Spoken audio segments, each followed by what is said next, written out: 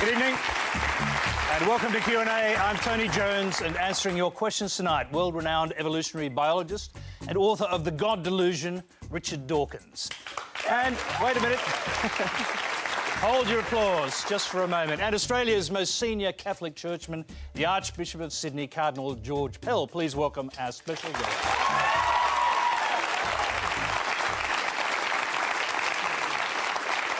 OK, Q&A is live from 9:35 Eastern Time and simulcast on News 24 and News Radio. Go to our website to send a question or join the Twitter conversation using the hashtag on your screen. And stay tuned for the chance to join Quanda Vote. You can register on your smartphone or smart device at the address on the screen. The address is quandavote, quandavote.tv, I should say. Our first question tonight comes from Naomi Roseth. At Easter, Australia's religious leaders invoke the name of God in order to preach peace, tolerance, political integrity, social and moral fortitude, all obviously positive and worthwhile values. My question is, in what way is the practice of these values dependent on an existing God? Is it possible for an atheist to be a peace-loving, socially responsible person? Richard Dawkins, let's start with you. Well, obviously the answer to that question is yes. I mean, that could hardly be otherwise. It is true that Christianity has adopted many of the best values of humanity, but they don't belong to Christianity or indeed to any other religion. I think it would be very sad if it were true that you really did need religion in order to be good. Because if you think about it, what that would mean would be either that you get your morals and your values from the Bible or the Quran or some other holy book, or that you are good only because you're frightened of God, because you don't want to go to hell or you do want to go to heaven.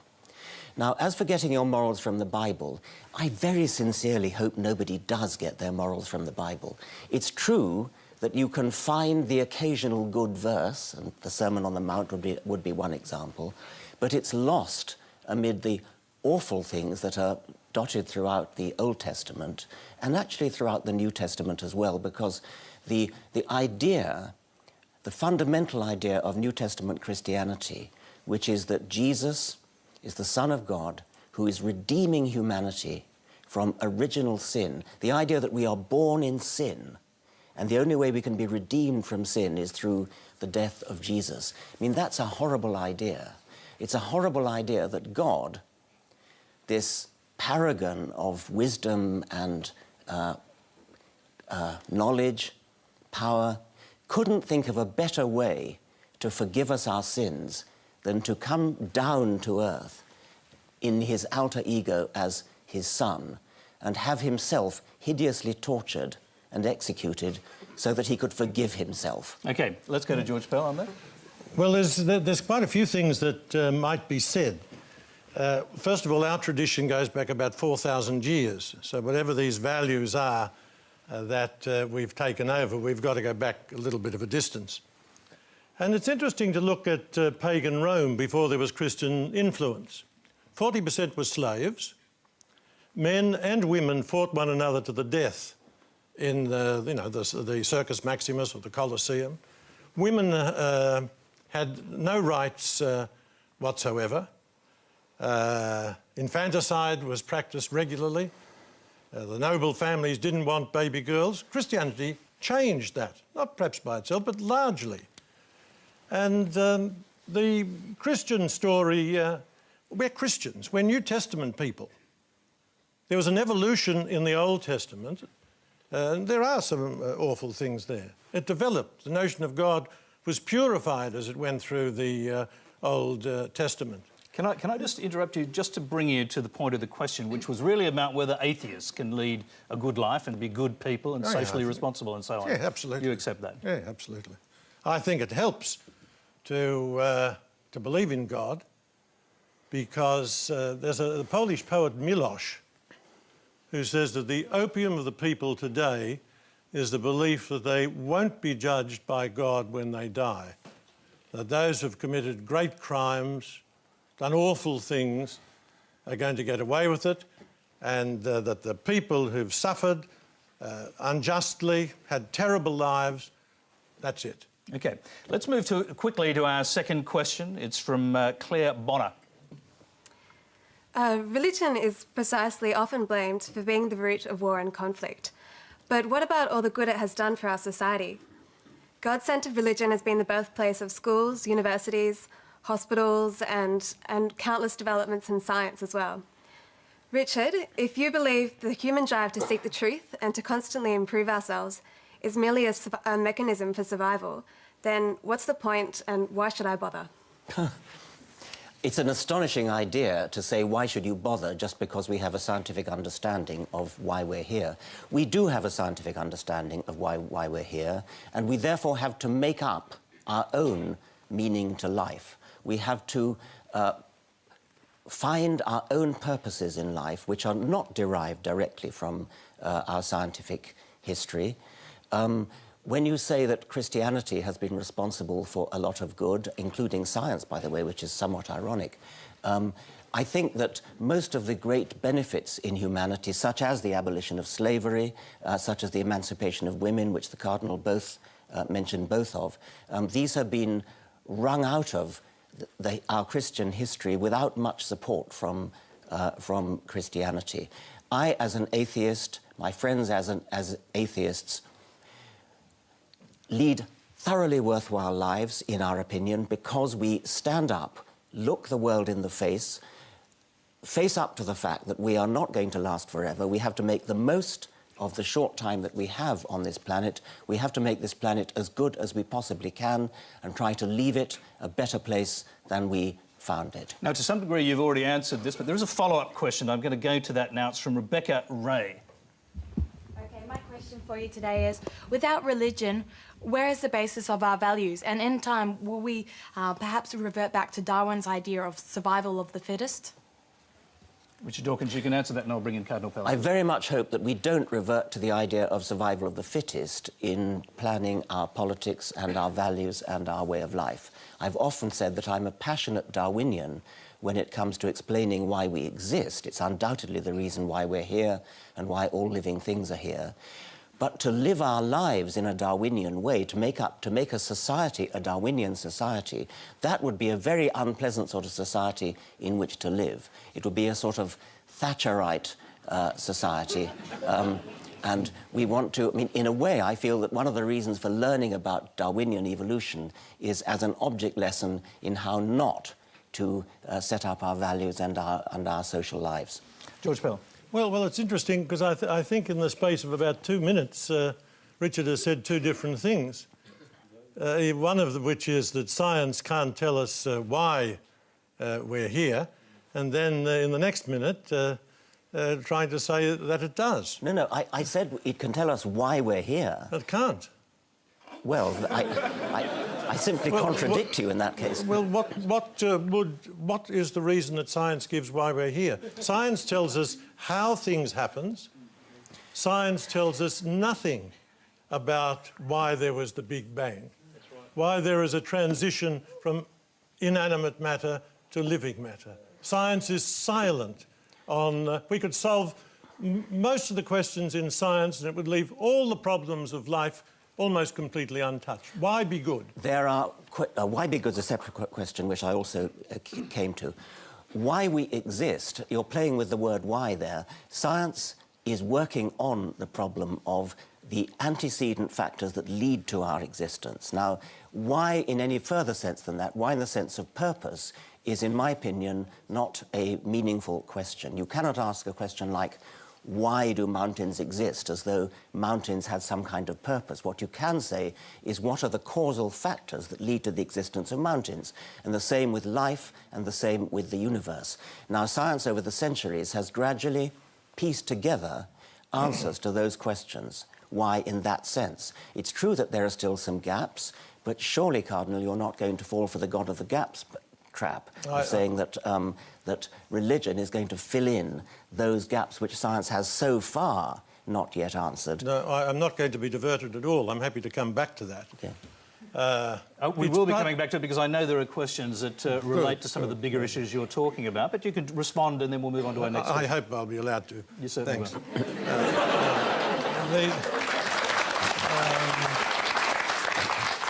It's part of being human to ask why we exist. Questioning distinguishes us from the animals. It's to ask why we're here. So, I repeat, and this is a commonplace in science, science has nothing to say about that. As whatever it might say about mountains, it can't say what is the purpose of human life. And it's not Maggie Thatcher who was in the epitome or the personification of social Darwinism. It's Hitler and Stalin. Because it's the struggle for survival. The strong take what they can and the weak give what they must, and there's nothing to restrain them. And we've seen that in the two great atheist movements of the last century. No, that's ridiculous. That is ridiculous. Nice unbiased audience you've assembled here, by the way. Right, let's clearly distinguish two things here. First, atheism had nothing to do with Hitler or Stalin. Stalin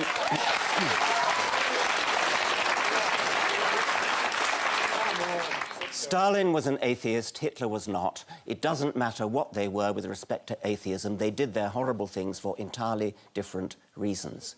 Now, you are right when you say that aspects of what Hitler tried to do could be regarded as arising out of Darwinian natural selection. That's exactly why I said that I despise Darwinian natural selection as a motto for how we should live. I tried to say we should not live by Darwinian principles, but Darwinian principles explain how we got here and why we exist in the scientific sense.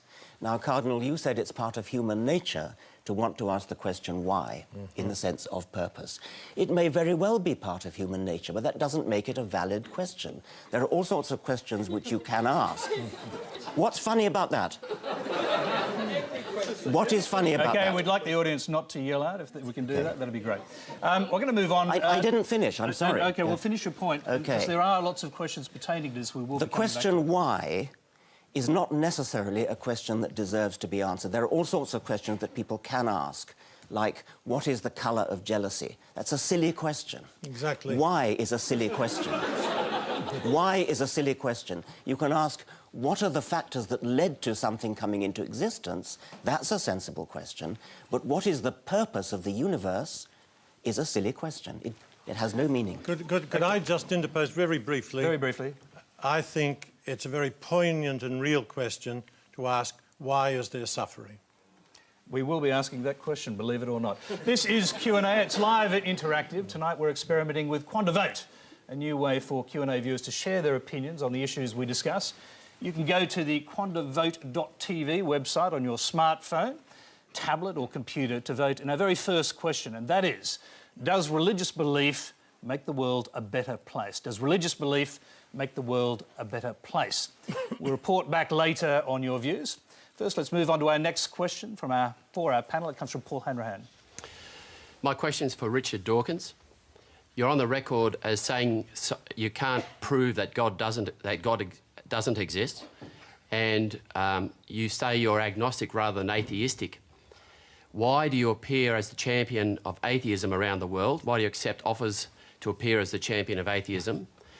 And why are you so evangelical in the prosecution of your cause? Isn't that a touch hypocritical and unscientific? Yes, Richard Dawkins, I'm a bit confused about this because you just referred to yourself moments ago as being an atheist, and yet with the Archbishop of Canterbury you referred to yourself as an agnostic. In the God delusion, I made a 7-point scale. 1 is I'm totally confident there is a God. 7 is I'm totally confident there is not a God. 6 is, to all intents and purposes, I'm an atheist. I live my life as though there is no God. But any scientist of any sense will not say that they positively can disprove the existence of anything. I cannot disprove the existence of the Easter Bunny, and so I'm agnostic about the Easter Bunny. It's in the same respect that I'm agnostic about about God. What proof, by the way, would change your mind? That's a very difficult and interesting question because, I mean, I used to think that if somehow, you know, great big, giant, 900-foot-high Jesus with a voice like Paul Robeson suddenly strode in and said, "I exist, here I am." But even that, I actually sometimes wonder whether that would... I think you're hallucinating. Exactly. I agree. I agree. Can I just put the question to you? Could you ever provide Richard Dawkins with the sort of proof he requires for belief, scientific proof of the existence of God? No, because I think he only accepts proof that is rooted in sense experience. In other words, he excludes the world of metaphysics, say the principle of contradiction, and he excludes the possibility of arguments that don't go against reason, but go beyond it. But could I make one little suggestion as to why Richard calls himself an atheist? Because in one of his blogs in 2002, he was discussing whether he's an agnostic or a non-theist. He said he prefers to use the term atheist because it's more explosive, it's more dynamic. You can shake people up. Whereas if you're just going around saying that you're an agnostic or a non-theist, it's not... these are his own words. Well, let's let Richard Dawkins... I don't remember saying that. It wouldn't totally surprise me. It's in 2002. It's an ongoing issue. What's the best way? There is a problem with the word atheist, especially in America. I don't know whether it's true in Australia. There's a lovely woman. I'm blocking on her name because I'm jet-lagged. She's Irish-American woman. Anybody help me? There are quite a few Irish-American women. Sorry about that. Sorry? No. Anyway, I do apologise personally to her for forgetting her name. She's an actress and she's got she did a film on how she escaped from the Roman Catholic Church, and it's a very moving film, and at the end her mother discovered that she was an atheist, and her mother phoned her up and said, "Well, I don't mind you not believing in God, but an atheist?" Her name's Julia Sweeney, so it's suddenly come back to me. I strongly recommend that. Now, the point is that the word atheist, unlike just simply not believing in God, has bad connotations. And so, to some extent, people have wished to depart from that and change the name to non-theist or secularist or non-believer. And I waver back and forth as to what's the best name to use. I sometimes call myself an atheist, sometimes a non-theist, and sometimes just a non-believer. George Pell, can I just come back to you on this question of the existence of God? Why would God randomly decide to provide proof of his existence to a small group of Jews 2,000 years ago and not subsequently provide any proof after that? Well, I don't think there's ever been any scientific proof. I don't believe God does anything randomly, although he might set up a system which works apparently through, through chance, through random. But if you want to get if you want something done, you've got to ask somebody. It's no good, say, my asking everyone in the congregation, "Will you do something?" Normally you go to a busy person because you know they'll do it. And so, for some extraordinary reason, God chose the Jews. They weren't intellectually the equal of either the Egyptians or the... Intellectually? Intellectually, morally... How can you know intellectually? Because you see the fruits of their civilization. Egypt was the great power for thousands of years before Christianity. Persia was a great power. Chaldea. The poor, the little Jewish people, they were originally shepherds.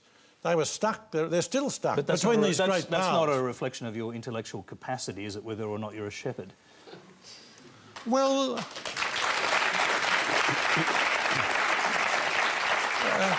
no, it's not, but it's a recognition, it is a reflection of your intellectual development.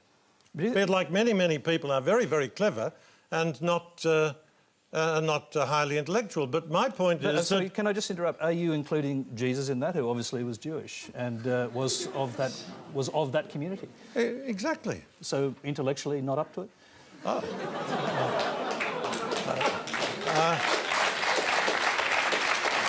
Well, That's a nice try, Tony. The people, in terms of sophistication, the Psalms are remarkable. In terms of their buildings and that sort of thing, they don't compare with the great powers. But Jesus came not as a philosopher to the elite. He came to the poor and the battlers. And for some reason, he chose a very difficult, but actually they are now an intellectually elite, because over the centuries they've been pushed out of every other form of work. Jesus, I think, is the greatest, son of God, but leaving that aside, the greatest man that ever lived. So I've got a great admiration for the Jews, but we don't need to exaggerate their contribution in their early days. All right, you're watching Q&A. Remember, you can send your web or video questions to our website. The address is on the screen to find out how to do that. Our next question is a video. It comes from Andrew Watson in Blackburn, Victoria. Question for Richard Dawkins. The Big Bangers believe that once there was nothing, then suddenly, poof, the universe was created from a Big Bang.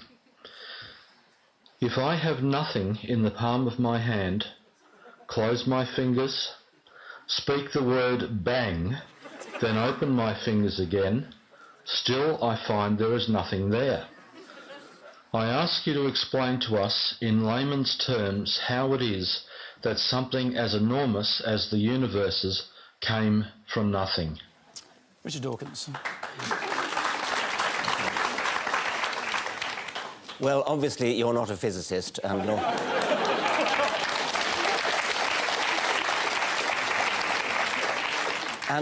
nor am I, and I am delighted to say that during my time in Australia I shall be having a number of conversations, public conversations, with my colleague Lawrence Krauss, including one in the Sydney Opera House later, I think it's next week. And he's written a book on exactly that topic of how you can get something from nothing, and I shall be questioning him about that. Of course it's counterintuitive that you can get something from nothing. Of course common sense doesn't allow you to get something from nothing. That's why it's interesting. It's got to be interesting in order to give rise to the universe at all. Something pretty mysterious had to give rise to the origin of the universe. Now, if you want to replace a physical explanation by an intelligent God, that's an even worse explanation. It's an even more difficult explanation. What scientists are trying to do is to explain how you can get not just something, but the immense complexity of the world, of the universe, and of life. And science is making a pretty good fist of doing that. Life is now completely solved, barring the details. That was Darwin's contribution and Darwin's successors. Physicists are still working on the origin of the cosmos. Among them is Lawrence Krauss, whom I shall be talking to next week. Now, it is very mysterious how the universe came into being. It's a deeply mysterious and interesting question. And can I just interrupt? It's an old question, a very old question. Thomas Aquinas in the 13th century was asking this same question. He said there must have been a time when no physical things existed, but something can't come from nothing. That was his view. It's just been repeated by us. Something can come from nothing, and that's what physicists are now telling us. I could give you, you asked me to give you a layman's interpretation. It would be a very, very layman's interpretation. When you have matter and antimatter and you put them together, they cancel each other out and give rise to nothing. What Lawrence Krauss is now suggesting is that if you start with nothing, the process can go into reverse and produce matter and antimatter. The theory is still being worked out. It's a very difficult theory, mathematical theory. I'm not qualified to answer the question, but what I am sure about is that it most certainly is not solved by postulating an intelligence, a creative intelligence, who raises even bigger questions of his own existence. That certainly is not going to be the answer, whatever else is. George Pell. Thank you. The trouble, well, there are many troubles with Richard's teachings, but a fundamental one is that he dumbs down God and he soups up nothing. He continually talks as though God is some sort of upmarket figure within space and time. Now, from 450, 500 BC, where with the Greek philosophers, God is outside space and time. God is necessary, self-sufficient, uncaused, unconditioned. That's the hypothesis you've got to wrestle with. The second thing is that Krauss says nothing about the Big Bang coming out of nothing. Admittedly, he comes clean on about 6 pages from the end of his book, and I don't know whether Richard has read it that far because he gave it a foreword. What he says is what Richard is describing as nothing is a sort of a mixture of particles and perhaps a vacuum with electromagnetic forces working on it. That's what Krauss is talking about under the heading of nothing. And there's a very good review of this in the New York Times, not a pro-religious paper at all, where Krauss is absolutely denied and demolished, although especially by his supporters claiming that he says things come out of nothing. He doesn't say that. It's a matter, you can quickly respond to that. You can dispute exactly what's meant by nothing, but whatever it is, it's very, very simple. And why is that funny? Well, I think it's a bit funny to be trying to define nothing.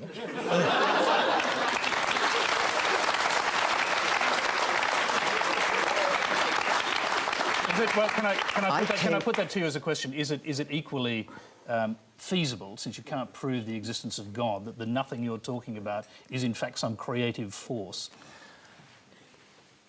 If you talk about a God who is a creative intelligence, then that is something very complicated and very improbable, and something that requires explaining in its own right.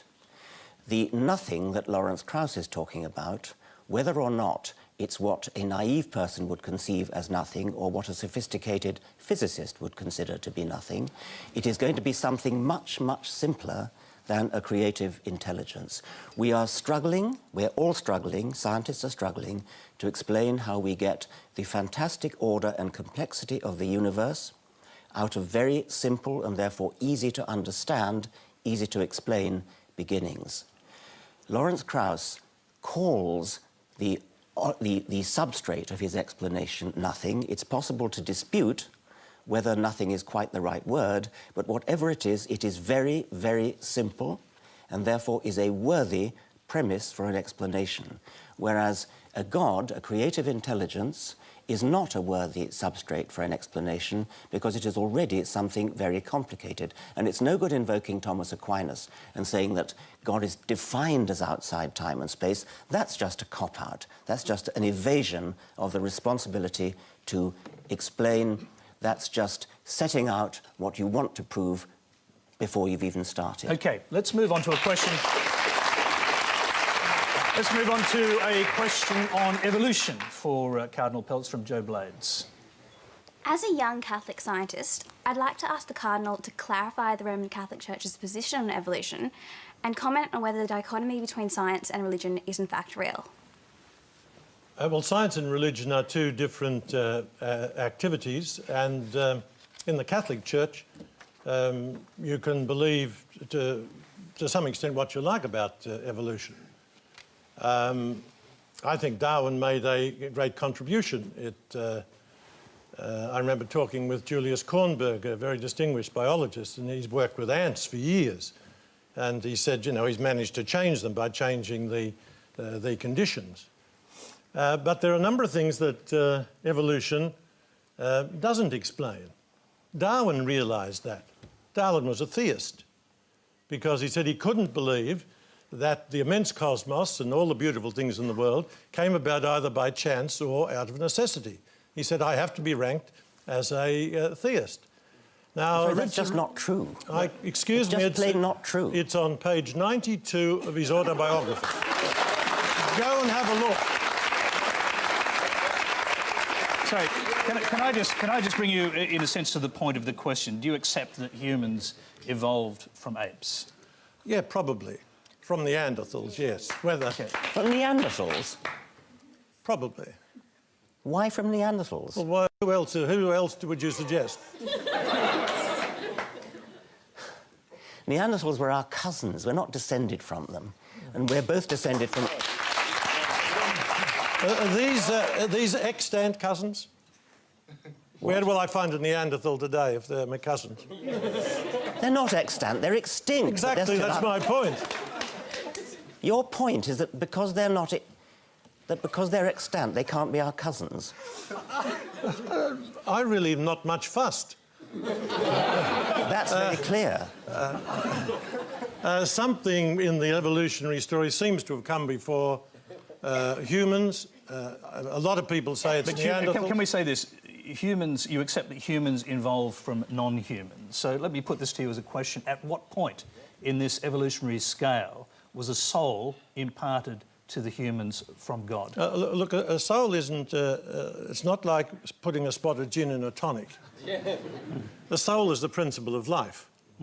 So whenever there was a principle of life that could question, that could be open to awe, that was able to communicate, then we had the first human. Now, we believe that the first humans developed in South Africa. I'm not quite sure how long ago, and that all humans have developed from that. We know most about that. There aren't remains. We know most about that because of the drawings they left on walls and caves and that sort of thing. No such thing from Neanderthals. So we can't say exactly when there was a first human, but we have to say if there are humans, there must have been a first one. There might have been equal first, but if there is a progression, there's got to be first. So are you talking about a kind of Garden of Eden scenario with an actual Adam and Eve? Well, what Adam and Eve are terms, what do they mean? Life and earth. It's like every man. That's a beautiful, sophisticated, mythological account. It's not science, but it's there to tell us two or three things. First of all, that God created the world and the universe. Secondly, that the key to the whole of the universe, the really significant thing, are humans. And thirdly, it's a very sophisticated mythology to try to explain the evil and the suffering of the world. But it isn't a literal truth. You shouldn't see it in any way as being an historical or literal truth. It's certainly not a scientific truth, and it's a religious story told for religious purposes. And just quickly, because the Old Testament in particular is full of these kind of stories, I mean, is there a point where you distinguish between metaphor and reality? For example, Moses receiving the Ten Commandments inscribed directly by God on a mountain. I'm not sure that the Old Testament says that God inscribed the Ten Commandments, but leaving that aside, it's difficult to know how exactly that worked, but Moses was a great man. There was a great encounter with the divine. Actually, with Moses, we get the key that enables us to come together with the Greeks with reason, because Moses said, who will I tell the Egyptians?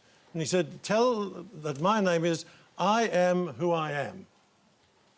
OK. I'm going to bring Richard Dawkins back in here, because we've moved from evolution, obviously, to the biblical versions of it. Your response? Well, I'm curious to know if Adam and Eve never existed, where did original sin come from? But I also would like to clarify the point about whether there ever was a first human. That's a rather difficult and puzzling question, because we know that the previous species from which we're descended is probably Homo erectus, and before that some sort of Australopithecine. But there never was a last Homo erectus who gave birth to the first Homo sapiens. Every creature ever born belonged to the same species as its parents. The process of evolution is so gradual that you can never say, aha, now suddenly we have the first human. It was always a case of just a slightly different from the previous generation. That's a scientific point, which I think is quite interesting. I'm not sure if it has theological significance, except that I think successive popes have tried to suggest that the soul did indeed get added, rather like gin to tonic, at some particular point during evolution. At some point in evolution, there was no soul, and then later there was one. So it is quite an interesting question to ask. Now we have rather a good fossil record from Africa of the descent of humans, from Australopithecines to various species of Homo, perhaps Homo habilis, perhaps Homo erectus, then archaic Homo sapiens, and then modern Homo sapiens. At what point did the soul get injected? And what does the idea of original sin mean if Adam and Eve never existed? I'll just quickly let you respond to that. Yeah, well, I mean, God wasn't running around giving injections. And if there is no first person, where did humans. the soul come from then? The soul is a principle of life. But there are animal souls. Do jellyfish? All living things have some principle of life. An animal has a principle of life. A human has a soul, a principle of life, which is immensely more sophisticated. We even have a voice box, which is one of the great miracles, so that we can communicate our thoughts to one another rather than just grunting. I'm pleased we're not grunting tonight. Let's move along. You can, by the way, don't forget you can still vote at quandavote.tv, I should say, on the question, does religious belief make the world a better place? Over 15,000 viewers have already voted, and we'll check before the end of the programme for the final results. Our next question for Professor Dawkins and Cardinal Pell is a video, and it comes from Kieran Dennis in Ferntree Gully, Victoria.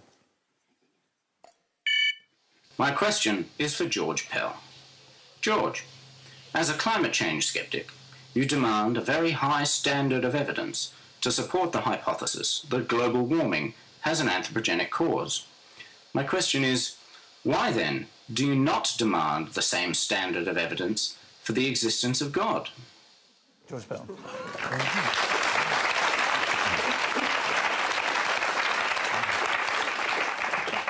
I'm very, very happy to answer that. First of all, I'm not a sceptic about climate change. I grew up in Ballarat. The weather was always shy. I worked for years in Melbourne. If you don't like the weather in Melbourne, wait 20 minutes.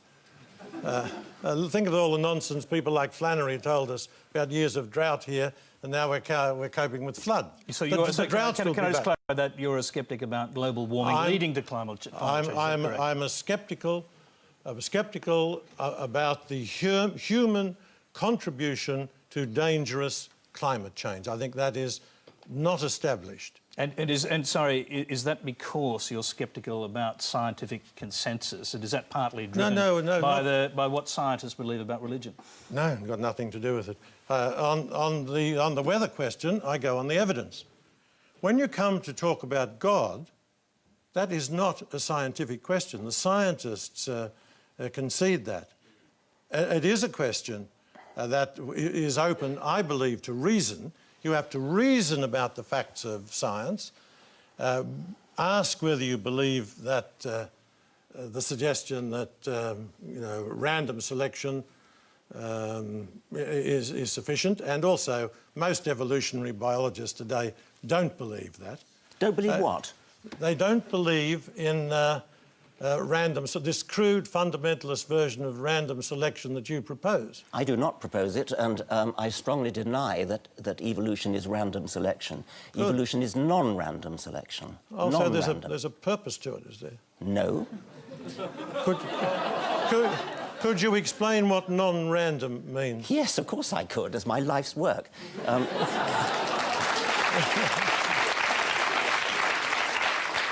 It's a hard thing to say, but keep it brief. There's random genetic variation and non-random survival and a non-random reproduction, which is why, as the generations go by, animals get better at doing what they do. That is quintessentially non-random. It does not mean there's a purpose in the sense of a human purpose, in the sense of a guiding principle which is thought up in advance. With hindsight, you can say something like a bird's wing looks as though it has a purpose. A human eye looks as though it has a purpose, but it has come about through the process of non-random natural selection. There is no purpose in the human sense. There's a kind of pseudo-purpose, but it's not a purpose in the human sense of conscious guiding. But above all, I must stress that Darwinian evolution is a non-random process. And one of the biggest misunderstandings, which I'm sorry to say the Cardinal's just perpetrated, is that evolution is a random process. It is the opposite of a random process. A brief response to that, if you can. Yes, that is fascinating, because most evolutionary biologists today believe that the animal world is developing according to patterns, which we're starting to know more and more about them. And are you referring to intelligent design? no, I'm not. I'm leaving that right to one side. Do you believe in intelligent design? I believe that there's an intelligent designer? I believe God is intelligent. No, but how we work... It's obviously a loaded question, but do you believe in intelligent design and an intelligent designer? It all depends what you mean. I believe God created the world. I'm not entirely sure how it works out scientifically. But I wonder, whether Richard believes that the order, the patterns we see in nature, whether they are real or whether they're an illusion. I'm going to leave that question. They up in the are air. real. All right. OK. That's a quick answer. Let's go to our next question. It is a video. It comes from Matthew Thompson in Toowong, Victoria. I'm an atheist. What do you think will happen when I die, and how do you know? George Pell, we'll start with you. You ought to be an authority on this, I imagine. Well, I know from the Christian point of view, God loves everybody, that every genuine motion towards the truth is a motion towards God. And when an atheist dies, like everybody else, they'll be judged on the extent to which they have moved towards goodness and truth and beauty. But in the Christian view, God loves everyone, except those who turn their back on him through evil acts. Oh, so atheism not an evil act? No, not well. No, I don't. In most cases, it's not. So there are many honest atheists. I guess to get to the point of the question, I suppose. I mean, he may be having a little wager here, but is it possible for an atheist to go to heaven? Well, it's not my business. No, but you're the only authority we have here. I would say certainly. Yeah. Certainly. And just on the subject of heaven, if we can, what is your own concept of what heaven is? Well, even St. Paul was severely agnostic, but one way in which the Christians differ from the Greeks believed in the immortality of the soul. We Christians believe, with one section of the Jewish people, in the resurrection of the body. So, in some sense, we will be there as continuing persons.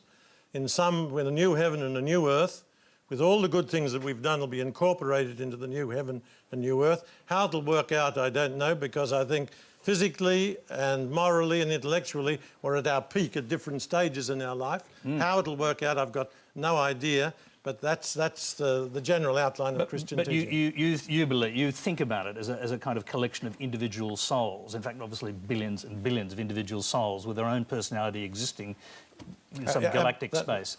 I think that's a traditional, well, that's certainly the traditional Christian view. It's the view that I accept, and it's also the view of some of the Jews. Richard Dawkins. Well, the answer to the question, what's going to happen when we die, depends whether we're buried, cremated, or give our bodies to science. Can I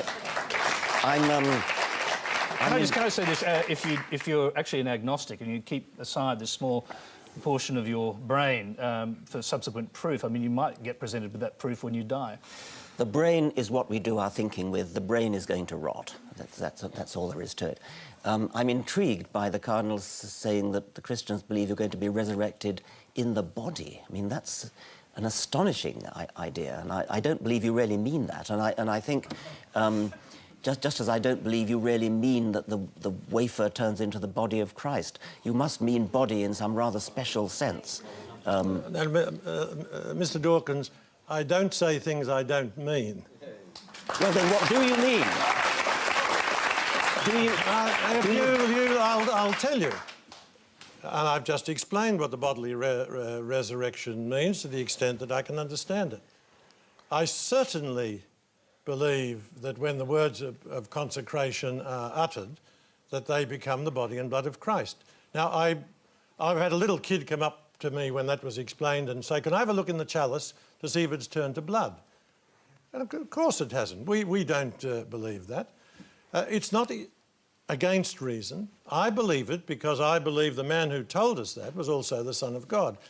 He says, this is my body, this is my blood. And I'd much prefer to listen to him and take his word than yours.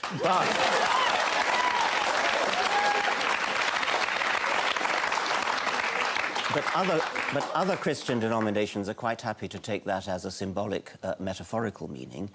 Catholics take it as a literal meaning, and I take it. I'm trying to be charitable by trying to suggest that it's that same sense in which you say that the body is resurrected, because the body is certainly not resurrected in terms of the cell, the protoplasm, the proteins, the DNA. That doesn't happen any more than the wafer turns into that. You're right when you said that to the child. So you do not mean that the wafer turns into the body in any sense in which normal English language usage would understand. You mean it in some other sense, and I take it it's that same sense that the body is resurrected. Well, can I ask you whether you do mean it in a metaphorical sense, in the same way that you believe Adam and Eve are metaphorical creatures? I don't. I follow it. I understand it. According to a system of metaphysics that was spelled out by the Greeks before Christ came, which we've adopted.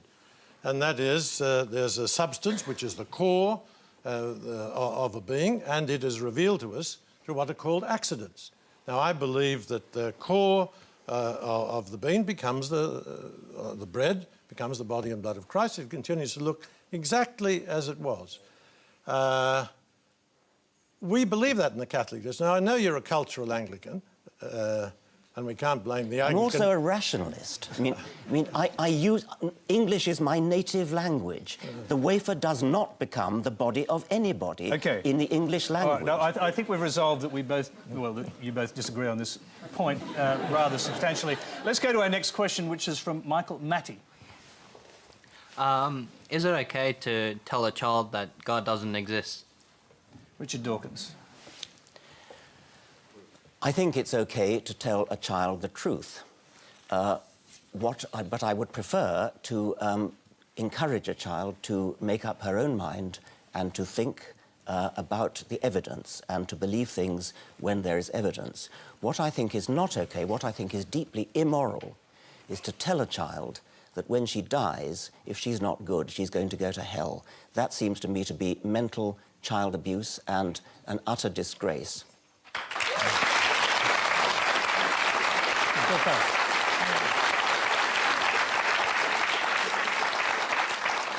I remember when I was in England, we were preparing some young English boys. They're from very... preparing them for Come on. Thank you. Preparing them for First Communion. And they were very patriotic young lads. And one of them announced very breezily to me that he didn't believe in hell. And I mean, certainly the idea of any child being sent to hell, I agree that that is grotesque, and that's not the Christian God. But anyhow, this kid, I said simply, Hitler. Do you think Hitler might be in hell? Started the Second World War, caused the death of 50 million? Or would you prefer a system where Hitler got away with it for free? Anyhow, the little kid was quite patriotic, and he said, he realised hell was in with a chance if Hitler was going to go there. What about a system where he was simply obliterated and didn't exist anymore? Well, he would have got away with too much as far as I'm concerned. So you actually, prefer the idea of hell as a place of punishment but for who? Where do you draw the line? Do unbelievers go to hell? No. The only people... one, I hope nobody's in hell. We Catholics generally believe that there is a hell. I hope nobody's there. I certainly believe in a place of purification. I think it'll be like getting up in the morning and you throw the curtains back, the light is just too much. God's light would be too much for us. But I believe... on behalf of the innocent victims in history, that the scales of justice should work out. And if they don't, life is radically unjust. The law of the jungle prevails. OK, well, I'm just going to go to our next question, which we can respond to some of these issues through that. It's a video question. It comes from Nick Walsh in Nyngan, New South Wales. How can there be a compassionate God who is all-powerful and has created us, yet we suffer? Why create such a world in the first place? Richard Dawkins, you can reflect on that and the previous question. Well, it's hardly my business to say how could a compassionate God like that exist. Darwin himself said that it was impossible for him to believe in a God who was capable of creating such suffering. He actually was talking about suffering in the animal kingdom. Do you assume that suffering is a natural part of the human condition? It's a natural part of the living condition. It's a natural part of Darwinian natural selection, which is one of the reasons why I was so keen to say that I didn't want to live by Darwinian principles. There is massive amount of suffering in the natural world, a huge amount of suffering, and it seems to me that's an almost inevitable consequence of Darwinian natural selection. I'm more interested, however, in what's true than in what I would like to be true. It would be very nice if there were no suffering in the world. It would be very nice if there were a sort of natural scale of justice, as the Cardinal was saying. But I'm more interested in what's true. So it's not the business of an atheist to justify the ways of God to man. It is the business of a cardinal. OK, let's go to the Cardinal. The question was, how can there be a compassionate God who's all-powerful and has created us and yet we suffer? Why create such a world in the first place? I think that's probably the hardest question for us to answer. Do you struggle with it? Yes. If I get a chance to say, to ask a question when I die, I think I'll ask the good God, why is there so much suffering? That's a problem for us. I think the greater problem and I'll come back to the question because it's a very good one. That's the heart of what we're about. I think it's a much greater problem for the atheist to explain why there is goodness and truth and beauty. Our problem is to cope with suffering. Now, one of the unique, I think, well, certainly special features of Christian teaching is the value of redemptive suffering. And that is the significance of Christ suffering with us and dying on the cross. And that helps people. My first Easter after I was a priest, it was in the hills in Italy. Very sad village. All the men were away in Germany or Switzerland getting big money, home only for 3 weeks a year. And people were coming to confession, coming for consolation. I was even wetter behind the ears than I am now. I didn't know what to say. And eventually I said to someone, well, look, Christ suffered too. Christ had a bad run. Christ died on the cross, and we believe that through his suffering, good will eventually triumph. Can I take it to a bigger level than that village, to the Holocaust, to genocide, to famine? If there is an omnipotent and all-powerful God, why does he let these things happen? That's a very good question, but if God is going to allow us to be good, he's got to give us freedom. There's no alternative to that. But he chose to intervene at different times in history to save the Jews when they were going over the river Jordan. I mean, there are many times when apparently God has intervened in biblical times. Why not now? Well, that's, I think Revelation is complete. That's a mighty question. He helped probably through secondary causes for the Jews to escape and continue. It's interesting, through these secondary causes, probably no people in history have been punished the way the Germans were. It's a terrible mystery. Well, I think there'd be a very strong argument saying that the Jews of Europe suffered worse than the Germans. Yes, that might be right. Certainly, the suffering in both. I mean, the Jews. There was no reason why they should suffer. Okay, I'm just going to. We're running out of time. I'm going to go to another question. It's on a different subject from Anita Wu. Jesus preaches, "Love thy neighbour as thyself." So, Cardinal Pell, how can you be against giving our gay neighbours marriage rights when equality and respect are the fundamental foundations of loving and spreading love?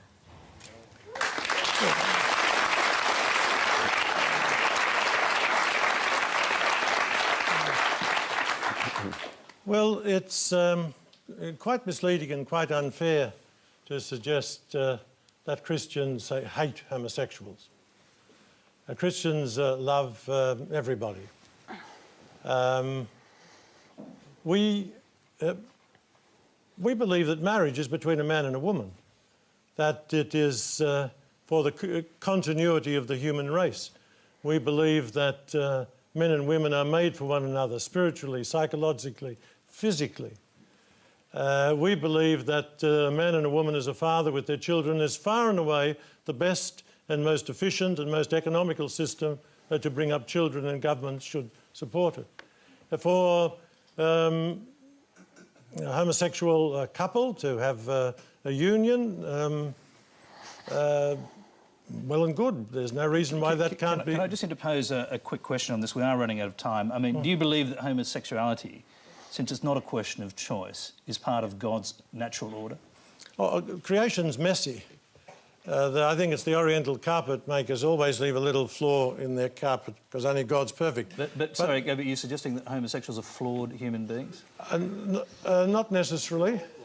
But what I am saying is I don't think homosexual activity is simply the result of genetic makeup, because we are free. We can control our instincts, and like heredity and environment, a lot of this practice is learned. But whatever about it, we've got to try to support these people, show compassion.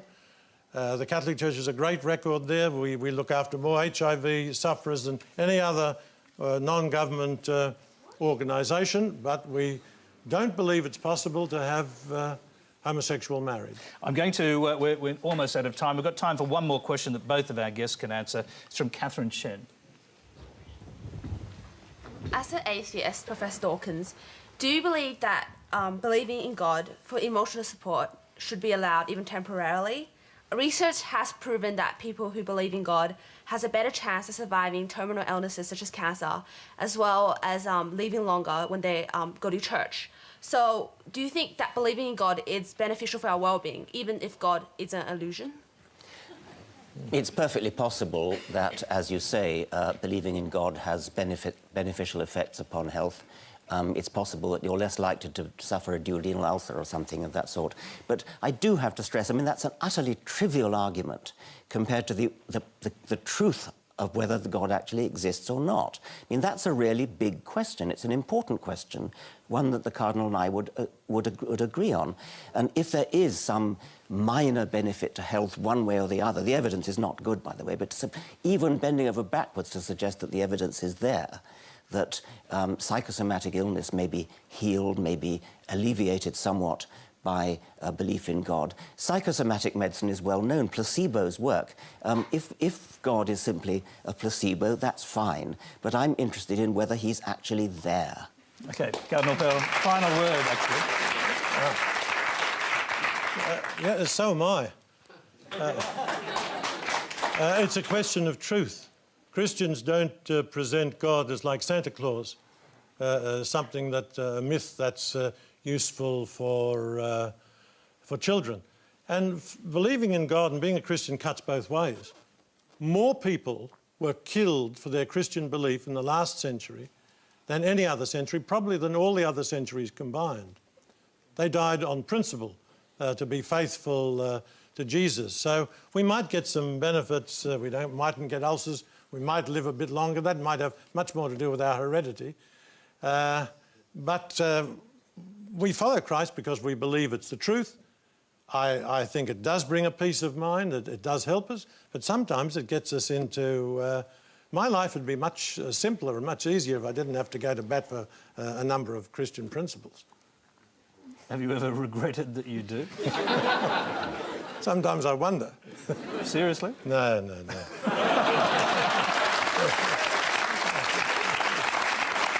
OK, that's all we have time for tonight. Before we go, let's check the final results of tonight's Quanda vote. With more than 20,000 of you voting, we have a 76% saying no. Religious belief does not make the world a better place. Please thank our special guests, Professor Richard Dawkins and Cardinal George Pell.